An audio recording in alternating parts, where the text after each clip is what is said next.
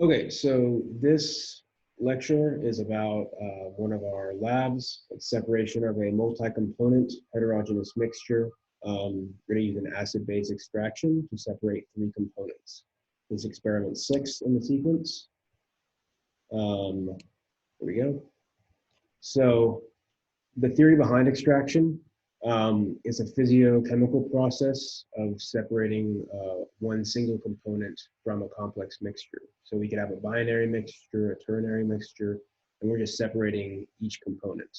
And it's used commonly in chemical synthesis, in any aspect of chemistry, really. And so there are plenty of examples. Last week we did a more simple extraction that was just running a reaction at reflux, and we're extracting one component from a solid mixture. This week's extraction, however, is a liquid-liquid extraction. It's a little more complex. So yeah, like I talked about last week was a little different.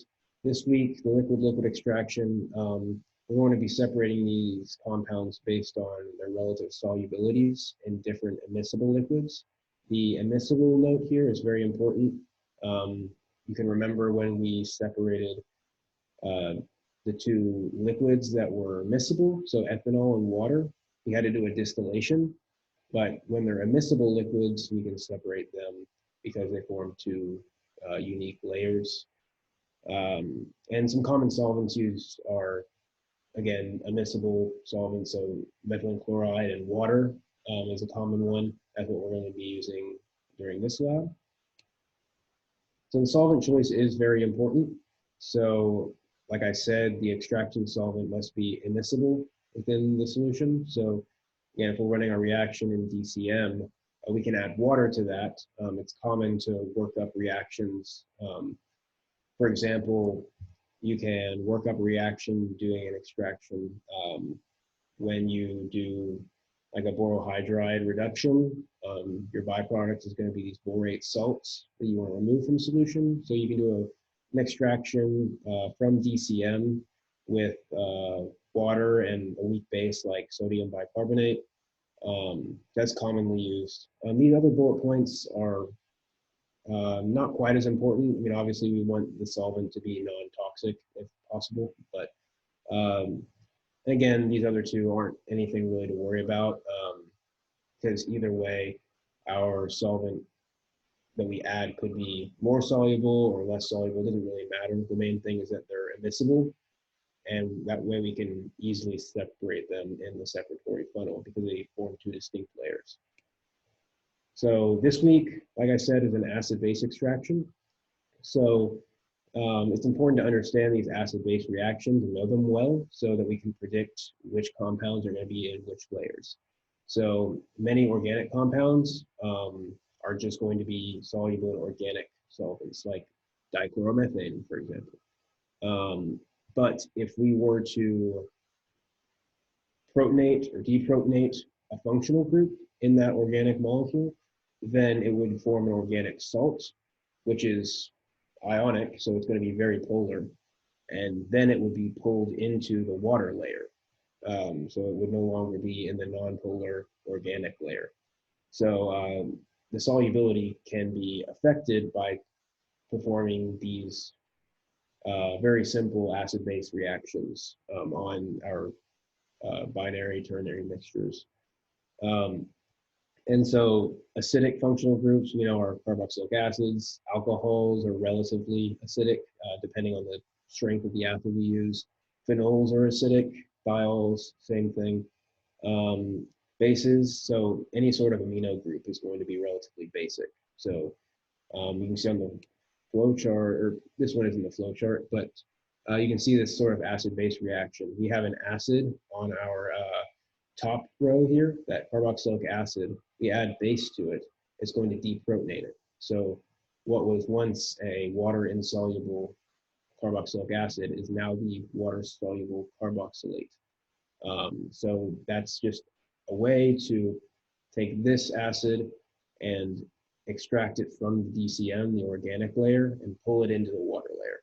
And the bottom example is just the opposite. So we're adding an acid to a compound that has a basic functional group, again, that would pull that organic molecule into the water layer. And so we're going to use this in our experiment this week. So this flowchart's very important. It's going to help you determine which component is in which layer. So initially, we have these three components in DCM. So when we add acid to it, that acid is going to protonate only our basic component. It's going to do nothing to our carboxylic acid or our alcohol that we have. It's a weak acid, so it's going to protonate that amino group. So that that benzocaine is going to be pulled into the aqueous layer, whereas our other two components are going to be unaffected and remain in the organic layer. They're going to stay in the DCM. And then what we can do is re-basify our organic salt and form that neutral amino group again. And so now we have successfully extracted the basic component that was once up here. Now it's here, and we can just, again, remove the water because it will crash out of solution because it's not very soluble in water. The same thing follows for these two components. So now we're just separating binary mixture. So we can add base to deprotonate our acid, form the carboxylate salt that will be pulled into the aqueous layer, and then we can just separate them and re-acidify our acid, and then that organic layer we can just wash with water and brine, which is just a salt solution, in order to isolate that neutral component.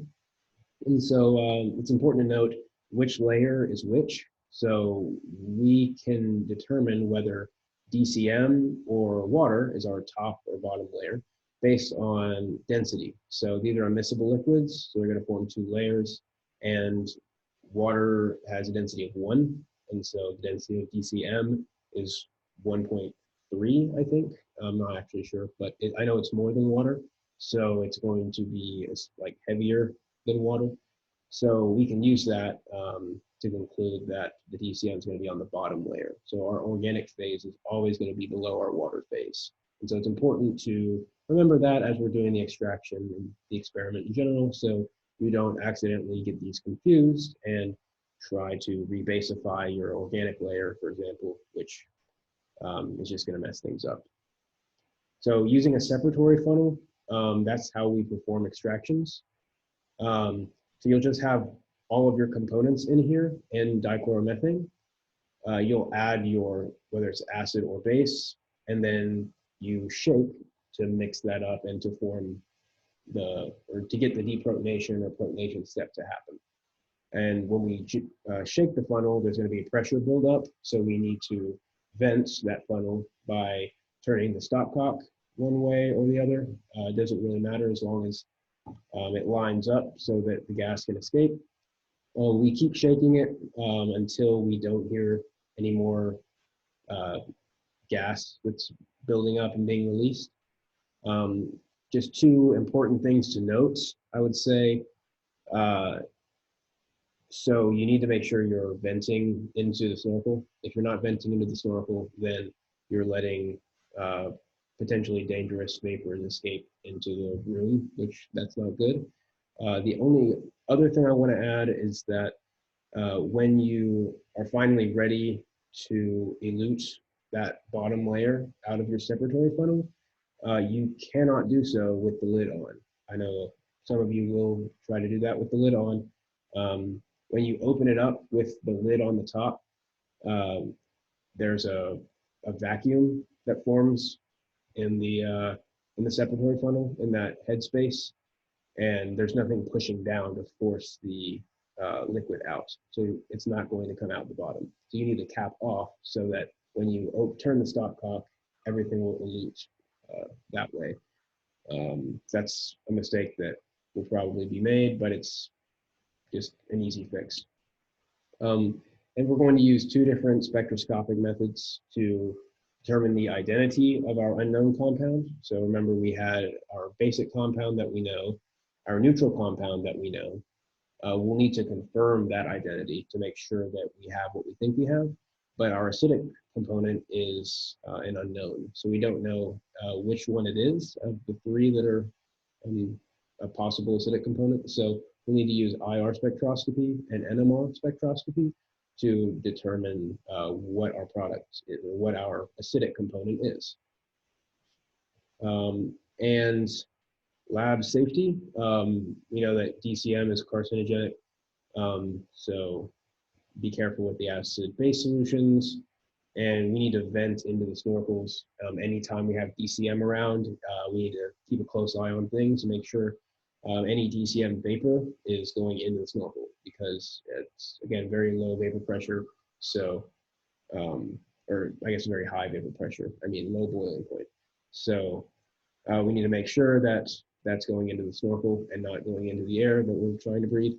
And then as far as waste disposal goes, we're going to be isolating 3 different solids, organic solids. So those will all need to go into the red hazardous bin at the end. So making sure that nothing is going down the sink. Like we're dealing with aqueous acid base solutions, DCM, all that stuff needs to go in the proper container. So we'll have containers in the fume hood, as well as that red solid waste bin, to make sure that nothing's going down the sink. And that is it. So, yeah.